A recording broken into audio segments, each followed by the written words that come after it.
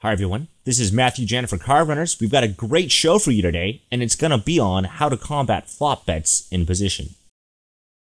Today we'll look at a wide button versus cutoff calling range. We'll want to emphasize raising hands with robust equity. We'll want to raise hands that are both vulnerable to being outdrawn and can win at showdown. And there's some pretty good examples of that coming up. I'm actually recording this after I randomly generated some flops. And we'll talk a bit exploitatively and assume players may be betting the flop versus too much, which is probably true for 99% of players. So this video is going to emphasize like exploitative poker a little bit more than I usually do, because it's just how I think like 99% of people are playing. So like, yeah, let's do it. Our goals are going to include, we want to not mess up spots where one line is much more profitable than another. So in general, when you're like writing down or talking about all of your ranges, or if you're looking over hands you played, like, if you're gonna beat yourself up for something, beat yourself up over misplaying a hand where, like, one line was a lot more profitable than the other. Don't beat yourself up if you find out later, you know, you talk to someone that's really good and they think you made, like, a slight mistake. Maybe you folded a hand that you should have called with on the flop. That's not something you want to beat yourself up over. We're gonna really be focusing on the spots where one line's a lot better than another line, even though they might look close. Yeah, we will talk about the close spots where it's close between calling and folding, but it's not that big a deal. So again, don't beat yourself up if you're watching this video and you find out like, oh, maybe I'm calling wider in a position than you are on some flops. The hands that I'm probably calling with that you're folding with, I only think are like super slightly profitable. So you want to worry about like, you know, missing the good, what, that term doesn't work perfectly, but you want to focus on like missing the good bluff raises. Or maybe you end up raising with a really strong hand that you should call with to raise the turn. That's the stuff that's really important. If you're, you know, if you're folding a hand that's maybe a slightly profitable call, don't worry about it. All right, so let's jump in. All right, so here's the calling range that we're going to be using. And just one more time, this isn't what I think an optimal calling range will look like if the cutoff opens and you're in the button. This is too wide of a range, but this is a kind of range you might want to use if you're like playing live poker and you have a big skill edge post flop. If the blinds aren't squeezing in aggressively, you might not want to go quite this wide, but you could still go really wide. Or if you're playing like tournaments and there's antes and the cutoff's opening too small, then you're going to want to use a really wide range. So I'm mostly using this range because I think you will see ranges like this in practice and it will make the best range for this video. So yeah, let's jump in. All right, so for the first board, we have, boom, King 10-7. Okay, so this is actually a really good board to start with. Okay. So the first thing that I always do whenever I look at a flop texture is figure out what kind of hands I want to raise with. And then if I am raising, I start adding in bluffs. So pause for a moment and think about on this board texture what hands you want to raise if you do want to have a raising range. Okay, so after you've paused for a moment, the first thing I notice about this board texture is it's rainbow. So we might not have a raising range on a rainbow board, whereas you're almost always going to have a raising range if there's a flush draw. But here, the board is actually coordinated enough and high enough, so like, you know, when it's coordinated and high, it's more likely to hit the opponent, that I would raise my really strong hands here, like King 10, pocket 10s, and pocket 7s, because it's so likely the opponent is betting on the flop with some open-ended straight draws or gut shots, and we want to, you know, make the pot bigger by raising against them so we get more value. And also, if we do make our opponent fold a gut shot, that's definitely relevant. They would still outdraw us like 20% of the time. Not to mention times they just like backdoor runner flushes. So yeah, I would probably raise those hands here. Now, what's tricky about that is those probably are hands that belong as mixed strategies if I had to guess. So I don't think it would be theoretically correct to raise all of those hands or none of those hands. So you probably can mix raising and calling between King 10, pocket 10s, pocket 7s. They literally might all be mixed strategies, but in practice, I would recommend raising King 10 the most, because that one just seems like it's the strongest and most vulnerable. And it's going to be easier to raise King 10 now, whereas, you know, if you call with pocket 10s or pocket 7s, you could delay the raise to later on. So I would probably raise King 10 here like 100% of the time. Then the next hand you'd want to raise would actually probably be pocket 10s. And even though that seems really tricky, the reason why you might want to raise pocket 10s is if the opponent has pocket 7s, you can like make sure you stack him right now, whereas if you call and the turn card comes like a jack of diamonds, you might not end up stacking the opponent when he has pocket 7s because your opponent can see that. Queen 9 got there, which you shouldn't have, but you should have a lot of ace queen. So yeah, pocket tens would be the next hand that I most want to raise, and then I would still probably raise pocket sevens a lot, but if I had to call, you know, king 10, pocket tens, or pocket sevens in a vacuum, I'd probably call sevens. So the next thing you want to keep in mind is if you do want to be balanced, you probably want around 1.5 or 2 weak raises for every strong raise you have here. The strong raises are really, really good. They have a lot of equity, and even your weak raises are probably going to be stuff like 9-7 of, or sorry, not 9-7, like 9-8 of, oops, not 9-8 again, double juke. It's probably going to be something like 8-6 of spades, which is still like a gut shot, and it can run a runner, a backdoor flush draw. So even our weak hands can, you know, pretty reasonably improve. So because of that, we want to have some sort of grasp for how many strong raises we're making, and then add in weak raises accordingly. So now let's say you decide you're going to raise all the strong hands here, because I think that's what most people would do in practice, and that might even be best. So that would be king 10 suited, pocket tens, and pocket sevens. So that's 8 combos total. And if you're going to raise with 8 strong hands, you probably want to raise with something like 12 to 14 weak hands. So you can pause for a moment and try to figure out what weak hands would make good raises. But for the most part, they'd make gut shots would be the best weak raises. So it would be stuff like 8-6 suited. And the reason why it was kind of tricky for me to find that earlier is a lot of the hands that look like they're going to be gut shots are actually double gutted. So like Jack 9 suited is double gutted here. So it's actually basically an open-ended straight draw. So you would want to raise about, you know, 12 to 14 weak hands.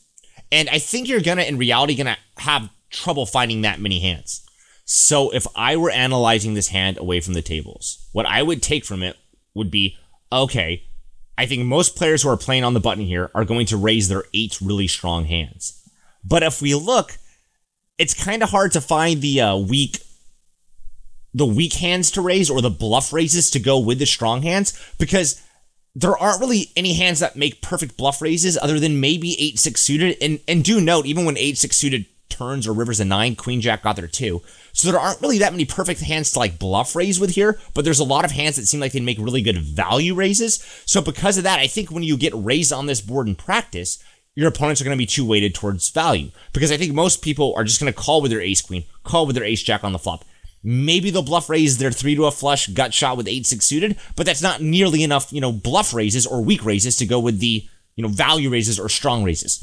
So I would really take that from this, and I think that's the most important thing. But if we were playing this, what we'd want to keep in mind is, okay, in theory, we should probably use a mixed strat for like the really strong hands we're raising, but we want to make it an effort to kind of find a good amount of weak hands to raise here. Okay, 8-6 suited looks good, but something else you can do that a lot of people miss is like you could raise 8-7 and 9-7, especially if you had the backdoor flush draw. So let's do like this guy right here, 8-7 of diamonds. I actually would really like this raise a lot here, because you have 3 to a flush, 3 to a straight, and you also have outs to the 2 pair and trips. And if you look, like 8-7 just really doesn't work that well as a call. Like if you call and like the turn and the river come whatever, are you checking down to try to win at showdown, or do you turn the hand into a bluff later?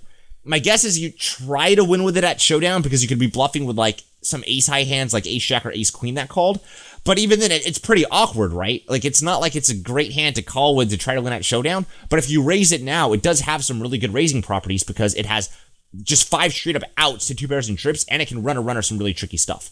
So 8-7, 9-7, of diamonds and spades look like good hands to raise with too. Like I would like that in practice if I saw most people do it. And then you can probably use a mixed strat too with like your ace jacks and stuff. Like you can call some, you can raise some, they both look good. So that would be the raising range here. The calling range here is really straightforward. You're pretty much going to want to call with all of your middle pair and better. So we can do this to just sort of highlight them all real quick. Yeah, you're probably going to want to call with all your middle pair and better, and then most of your open-ended straight draws and most of your gut shots that include an ace, assuming you didn't raise with them. So that alone is going to make up a huge amount of hands, and once you did that, that will probably make up your calling range. Whether or not you call with something like, you know, pocket 9s, pocket 8s, the stuff that might seem kind of close, or, yeah, but pretty much those I think are the closest hands, or whether or not you call with maybe some of your weak 7s, or if you might even turn them to a bluff raise, as we already talked about, like 7-6 of diamonds, not as good as 7 of diamonds, but would still kind of work as a bluff raise. So anyways, whether or not you call with the hands that seem close might actually depend on the guy's bet sizing, right? If he bets really small, I'm going to call with pocket 9s on the flop. If he bets really big or large, I'm probably just going to fold them. So that's not the stuff to get, you know, too overly concerned with, but for whether or not you call with the marginal hands, it's probably going to depend on the bet sizing. All right, so let's do another one. All right, queen 7-3. So You can see there's a flush draw right off the bat. And so that's going to probably encourage us to have a raising range, because even if we don't make flush draws fold on the flop, by raising with our sets now, we can probably make the flush draw fold on the turn, or the flush draw might decide to just 3-bet on the flop or check raise all in on the turn, and that's awesome when we have a set. So right off the bat, there's a flush draw. Realistically, I'm probably going to just raise the pocket 7s and pocket 3s. So that gives us 6 strong hands to raise with. So if we're raising 6 strong hands, we probably want like, you know, anywhere between like 9 to 12 bluffs is probably fine. Or if we don't want to call them bluffs, weak hands.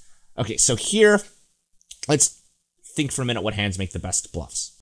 So one weak hand I like bluff raising with a really lot here, which I don't think I've talked about in other videos yet, is something like ace-jack off.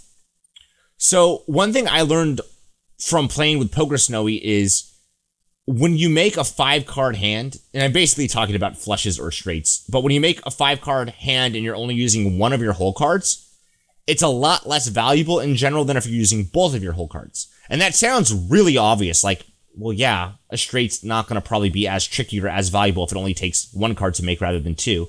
But you might be underestimating the magnitude of that, and I know I was. The kind of exception to the rule is if you're using only 1 whole card to make the nut flush.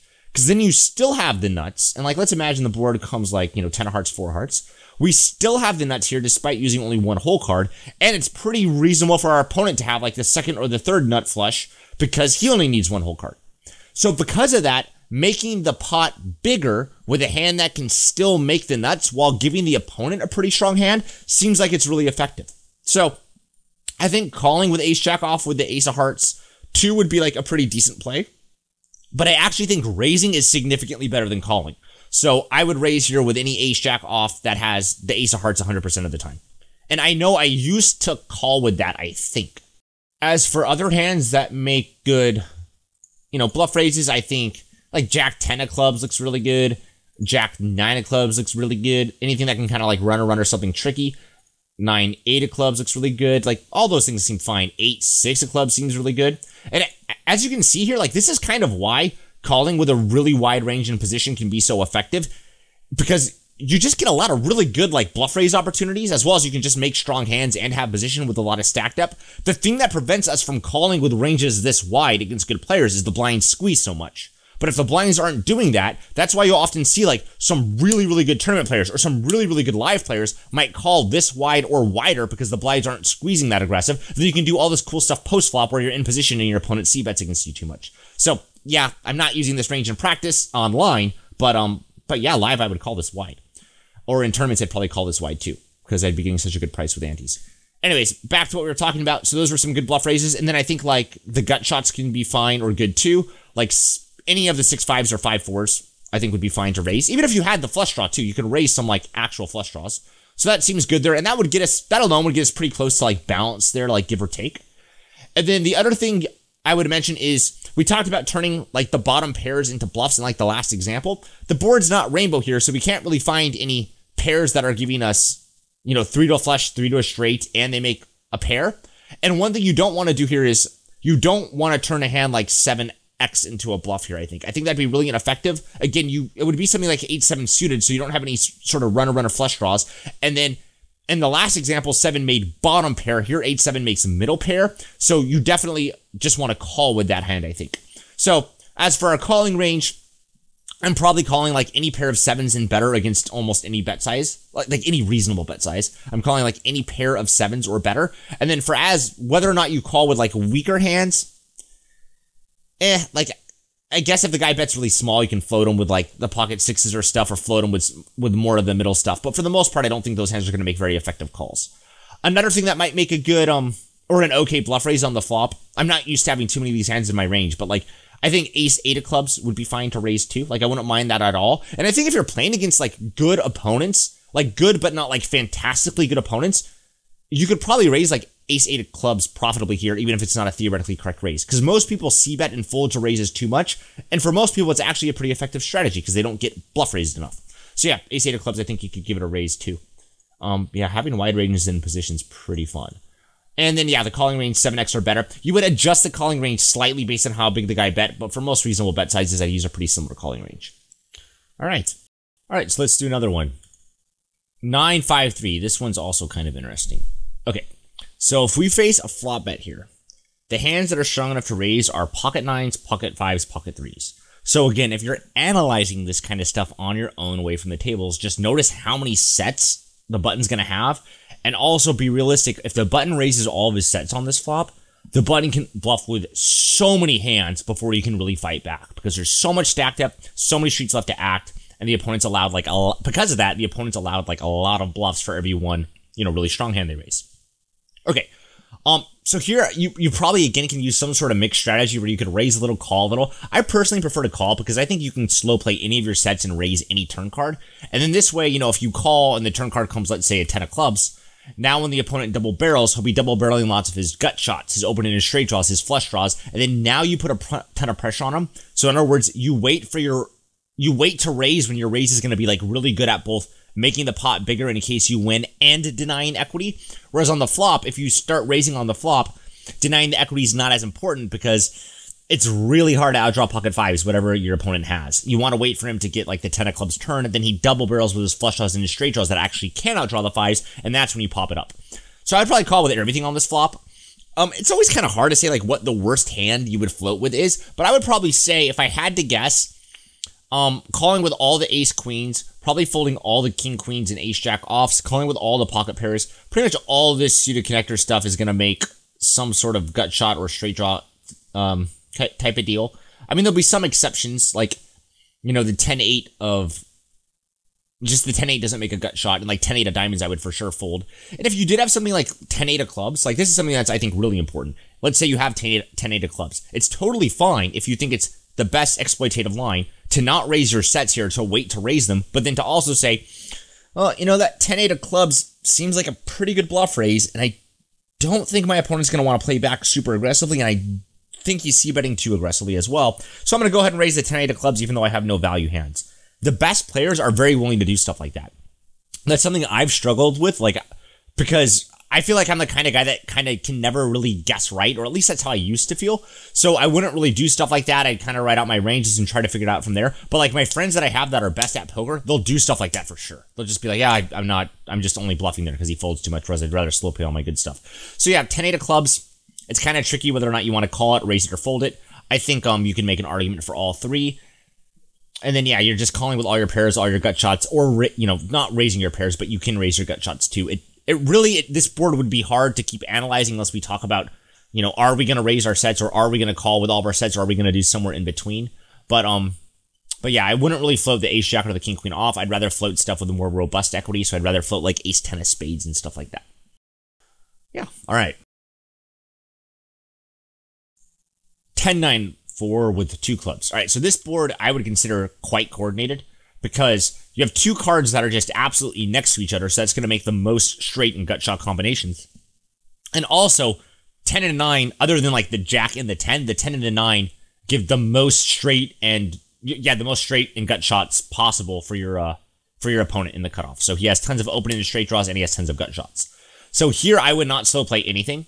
This is a spot where if I was going to teach someone how to play in the cutoff shoes, I would say you don't really c-bet this board very aggressively as the cutoff, though in reality people will. And if you are going to c-bet here aggressively, the cutoff needs to be able to, I think, overbet on like 2 of spades turns because they're going to be so effective. And the reason why those overbets are going to be so effective is because I would slow play nothing on this flop. I think you raise all your 10s, all your 9s, all your 4s. So that's 9 combos of sets. Then you have 10-9 suited, which makes an additional 3 combos here. So you have 12, like, I used to call them value raises. The term really does still work pretty well. So you have 12 value raises. You're going to need a lot of bluff raises, probably like 18 to 20, something like that seems good.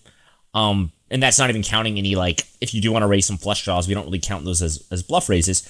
So here, what kind of hands am I bluff raising with? Ace jack off with the ace of clubs, kind of just like we talked about before. I think you could also make a pretty good argument to raise like the king jack. We don't have king jack off, do we? Okay, you could raise, I think, some of the king jacks too. Calling with them would be fine as well. I don't really know which one's better. It works decently well as a raise. 8-6 suited I would raise. That's just the gut shot. I'm trying to think what else. There's a lot of hands here that are probably pretty close. So it's going to be hard to raise any pairs because we don't make enough pair of 4s and the 9's too strong to raise. So you could maybe raise, yeah, there's not really any 4s that work that well as raises. Okay, so there's less, okay, so king, queen, and king, jack, those hands I'm going to say look like the best bluff raises to me right off the bat. Because king, queen, obviously we're drawing to the nuts. King, jack, we're drawing to the nuts. And then if we do raise and turn a pair, like top pair, we'll probably still be able to bet it at least on one street and get some more value. So yeah, king, queen, and king, jack, I seem like sort of the best bluff raises to have here.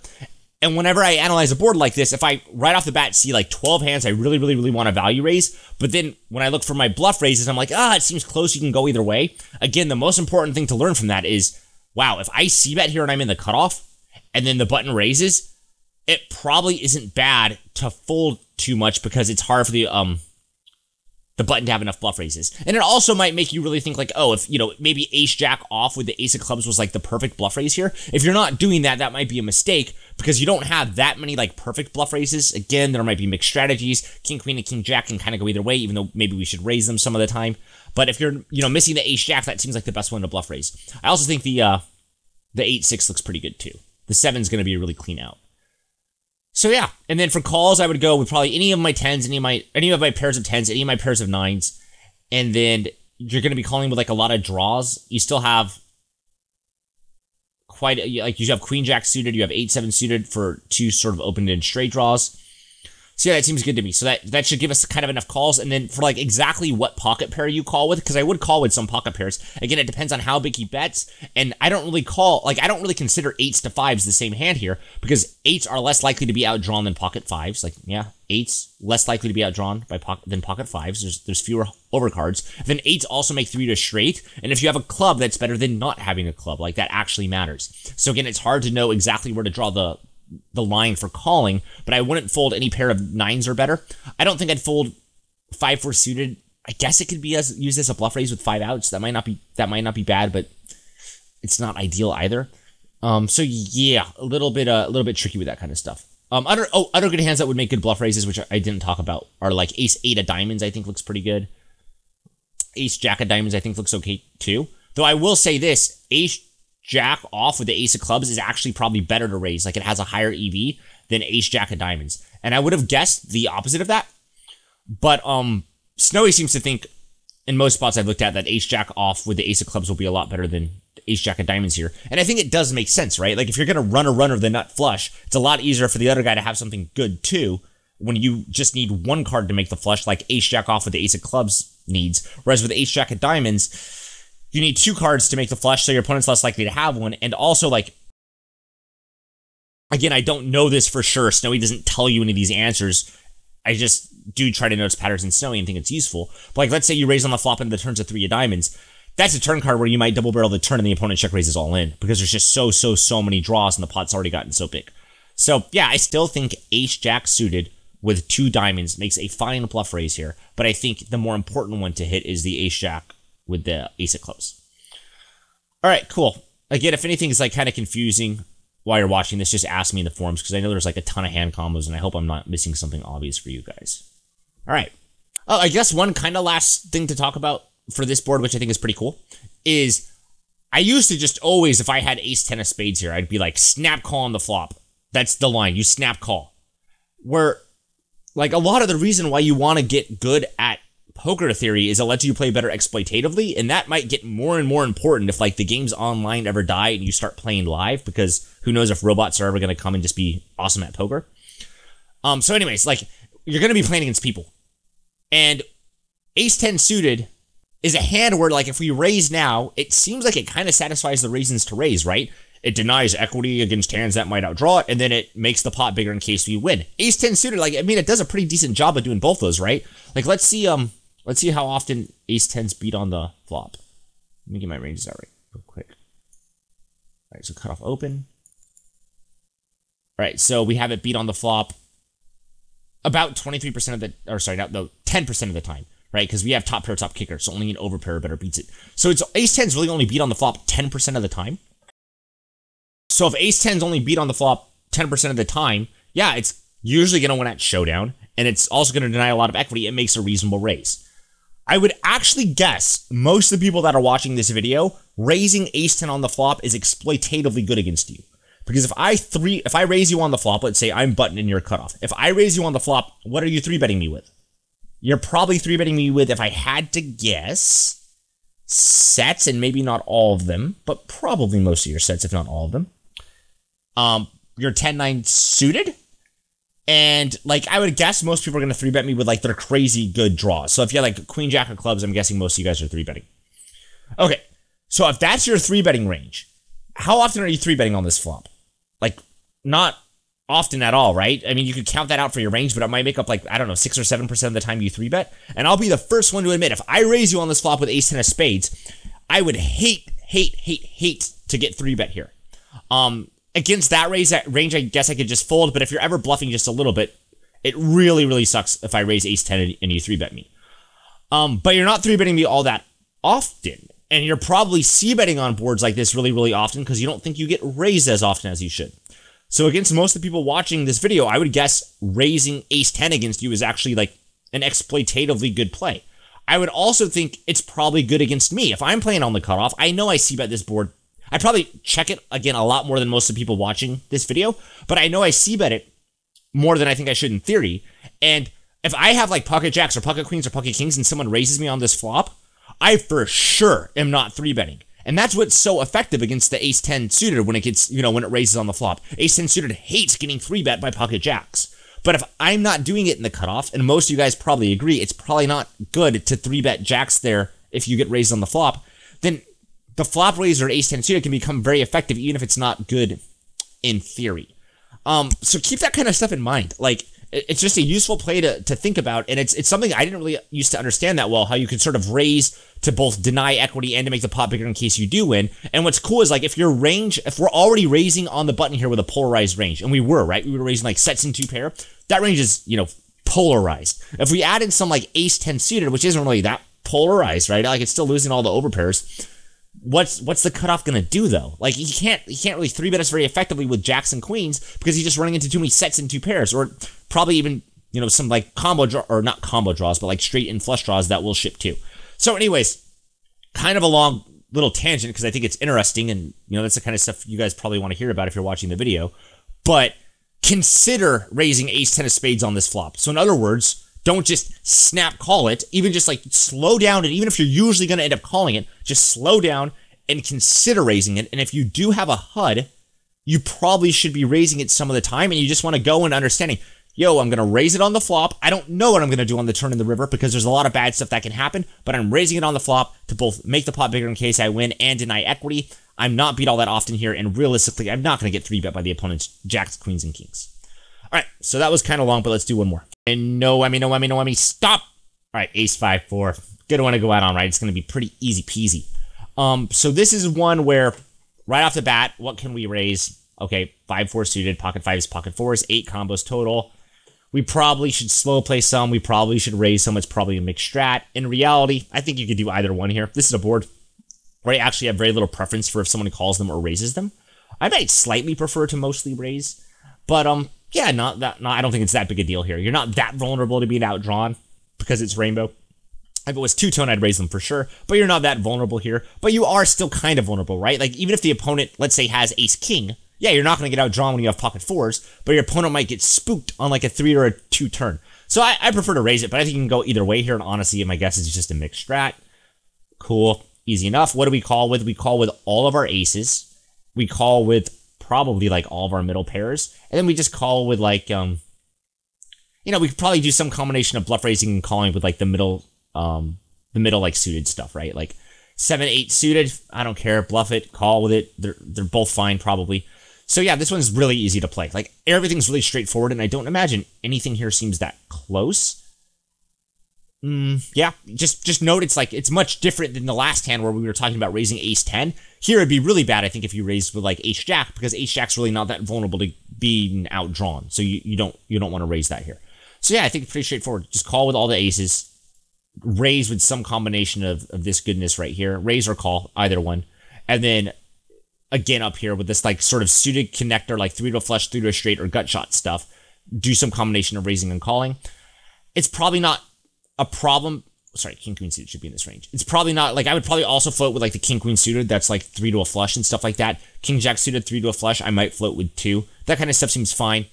Raising with it's not as great because it doesn't have 3 to a straight, right? Like, there's only, if we have king queen suited, only the jack and the 10 can make the straight. So yeah, I'd probably just call with it. But yeah, pretty straightforward board. And again, this is a board where I think there's a lot of mixed strategies. So like, I wouldn't be surprised at all if the theoretically correct solution to this board was actually just like most hands can like go either way. Like, lots of hands can be raised or called. And then the ones that need to only be taking in one line are probably super straightforward. No one here is really going to have trouble calling with ace 10 on the flop or calling with pocket 9. So yeah, pretty easy one where I think it'd be hard to do something really wrong. All right, everyone. Thanks for watching. Let me know your thoughts and all that kind of stuff. Hopefully this helped you just play in position a little bit more comfortably, and especially if you're going to be like playing with like a wide range in like a tournament or live. Hopefully that was helpful. So thanks for watching, everyone. Good luck. Take care. Bye.